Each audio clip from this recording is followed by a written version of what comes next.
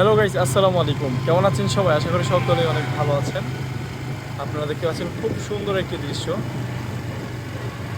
এই জায়গাটা যতবারই আসি ততবারই জায়গাটা দেখতে ভালো লাগে। বিশাল বড় একটি বড়ই গাছ, সাথে দেখেই তো মনে হচ্ছে এটি একটি ঈদগাহ মাঠ। তো এই জায়গাটি দিয়ে যতবারই আসি ততবারই বেশ ভালোই লাগে। ওকে, এখানে রেসিপি ব্যাগ। এই জায়গাটি সবসময় ভালো লাগে আমার কাছে। আপনারা যারা এদিকে আসা যাওয়া করেছেন হয়তো বা তারাও দেখেছেন এই জায়গাটি খুবই সুন্দর। আর এখন আকাশের ওয়েদারটা দেখেন,